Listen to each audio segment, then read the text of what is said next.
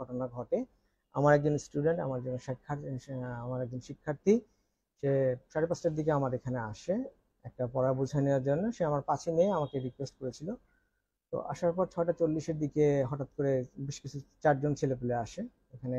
তাদের নাম আমি বলছি। একজন নাজমুস সাকিব, সে ল আইন আইন বিভাগ থেকে পাশ করে গেছে মাস্টার্স। আরেকজন আসলে সিরাজুল ইসলাম সুমন, সে নিজেকে সাংবাদিক দাবি করে, খবরের কাগজ সম্ভবত। আরেকজন আসেন হলো সাজ্জাদ হোসেন সজীব, সে নিজেকে দাবি করে বিশ্ববিদ্যালয়ের কালবেলার প্রতিনিধি। এবং আরেকজন যে প্রথমে আসে, সে তার নাম হলো মোহাম্মদ আতাউল্লাহ, সে নিজেকে সমন্বয়ক দাবি করে রাজশাহী বিশ্ববিদ্যালয়ে। এবং 4জন এসেই কোনো কিছু না করেই ভিতরে ঢুকে মেয়েটাকে, আমাদেরকে ভয়ভীতি দেখানো শুরু করে, অশ্রাব্য ভাষায় গালিগালাজ শুরু করে এবং মেয়েটাকে ফিজিক্যালি হ্যারাস করার চেষ্টা করে তখন। এবং তারা আমাকে বলে যে এখানে আপত্তিকর ঘটনা ঘটছিল। আমি বললাম কি আপত্তিকর ঘটনা ঘটছিল? আমি চেয়ারে বসে আছি, সে আমার পাশের চেয়ারে বসেছিল। তারা তখন তাকে দাঁড় করিয়ে তারা ভিডিও করে এবং বলে যে এটা এইভাবে, এমন ভাবে আমরা সোশ্যাল মিডিয়াতে ছাড়বো যে আপনার ক্যারিয়ার ধ্বংস হয়ে যাবে, এই মেয়েটা ভবিষ্যতে আর কোথাও মুখ দেখাতে পারবে না। আমি বললাম কেন, এখানে কি পেয়েছেন আপনারা? তারপরে তখন এর মধ্যে নাজমুস সাকিব আমাকে বলে, স্যার এটাকে আমরা প্রকাশ করব না।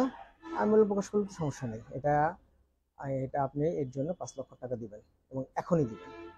তাই আমি বললাম 5 লক্ষ টাকা নেই, এটা তো ব্যাংক না, এটা আমার একটা চেম্বার, আমি 5 লক্ষ টাকা কোথা থেকে দিব? তো তখন বলছে এখনই যাবেন, যে আপনি 1 লক্ষ টাকা নিয়ে আসবেন, বাকি 4 লক্ষ টাকা পরের দিন দিবেন। যদিও তারা ফার্স্টে বলছিল আজকে 2.5 লক্ষ দিবেন, আগামীকাল 2.5 লক্ষ দিবেন।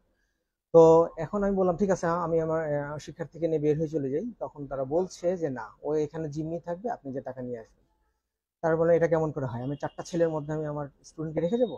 তখন নাজমুস সাকিব যে বলছে যে ইচ্ছা করলে ওর সাথে আমরা এমন কিছু করতে পারি, খারাপ কিছু করতে পারি, আপনার বাধা দেওয়ার ক্ষমতা নেই। আমি বললাম না, তখন আমি অবশ্যই বাধা দিব, যা হয় হোক।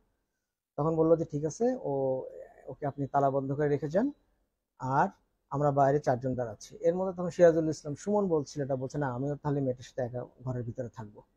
তারা মানে ভয় ভীতি প্রদর্শন করছে। তখন আমি বাধ্য হয়ে, আমার ফোনগুলো তারা নিয়ে নিয়েছে, মেয়েটার ফোনও ইউজ করতে দিচ্ছে না। তখন আমি বাধ্য হয়ে যুবতী ভবন থেকে রাত 8:30টার দিকে টাকাটা তুলে নিয়ে তাদের কাছে দেই এবং তারা পরের দিন বলে যে আমরা এটাকে অবশ্যই পরের দিন আমাকে 4 লক্ষ টাকা দিতে হবে। তো রাত্রেবেলা তারা এর মধ্যে নাজমুল সাকিব আমাকে মেসেজ করে যে স্যার আগামীকাল দেখা হচ্ছে ইনশাআল্লাহ। আমি বলি যে ঠিক আছে, আপনারা 4জন একসাথে আসবেন, একসাথে এসে টাকা নিয়ে যাবেন। পরের দিন সকালে আমাকে মেসেজ করে স্যার কোথায় আসবো? আমি বললাম যে আসেন আমার ক্যাম্পাসে। তখন বলছে না, আপনারা চেম্বার ভবনে চলে আসেন। আমি বললাম চেম্বার ভবনে আমি কেন যাবো, আমার তো একটা নিরাপত্তার ব্যাপার আছে, আপনি ক্যাম্পাসে আসবেন। তো তারা 1:30টার দিকে ক্যাম্পাসে আসে, 2জন আসে, নাজমুস সাকিব। প্রথম দিন 1 লক্ষ টাকা তারা নিয়ে যায়, সেটা হলো সুমন ছেলেটা হাতে নেয় এবং আমার মানি ব্যাগে যে 2,500 টাকা ছিল সেটাও সে নিয়ে যায়। পরের দিন সুমন এবং আসে, নাজমুস সাকিব আসে। তারা আমাকে রবীন্দ্র ভবনের 3 তলায় পশ্চিম পাশে গণযোগাযোগ ডিপার্টমেন্ট এবং ল ডিপার্টমেন্টের সম্মানিত শিক্ষকদের যে চেম্বারটা আছে সেখানে আমাকে নিয়ে যায়। তারা আমাকে উত্তর দক্ষিণে হাঁটায় এবং কথা বলে, তার কিছু রেকর্ড আমার কাছে আছে। এবং তারা বলে এই টাকাগুলো এখন দিতে হবে। আমি বললাম আপনাদের বাকি 2জন কই? তখন দেখা যায় লয়ের গেটে 2জন, আতাউল্লাহ এবং সজীব, তারা 2জন দাঁড়িয়ে আছে। এরপরে এরপরে তারা কি করে, আমার চেম্বারে এসে বাকি 2 লক্ষ টাকা নিয়ে যায় এবং আমাকে হুমকি দেয়, যেমন আজকে রবিবার, আজ রবিবার মধ্যে অবশ্যই বাকি 2 লক্ষ টাকা দিতে হবে, নাহলে সোশ্যাল মিডিয়ায় আপনাদেরকে একেবারে হে প্রতিপন্ন করে ফেলে দেবে। তো তারপরে তো তারা হয়তো বুধবার দিবাগত রাত্রে সে এটাকে পাবলিশ করে আমাদেরকে সামাজিকভাবে হেয় প্রতিপন্ন করে এবং ব্ল্যাকমেলিং করে, চাঁদাবাজি করে তারা আমার কাছ থেকে প্রায় 3,02,500 টাকা তারা টোটাল নিয়ে নিয়েছে এবং সামাজিকভাবে আমাদেরকে সম্পূর্ণভাবে হেয় করেছে, হেয় করার চেষ্টাও করেছে। এর মধ্যে নাজমুল সাকিব একটা কথা বলে যে স্যার আপনি যে রবিবার 2 লক্ষ টাকা দেন, আপনারই ফ্যাকাল্টির একজন আছে, একজন শিক্ষক আছেন, সে আপনার পিছনে আমাদেরকে ইন্ধন দিয়েছে, তার নাম ঠিকানা আমরা সম্পূর্ণভাবে বলে দিব। তাই আমি বললাম কে উনি? তখন বলতেছে না, আপনারই ফ্যাকাল্টির, আপনারই কাছের, আপনার সাথে সম্পর্কও ভালো।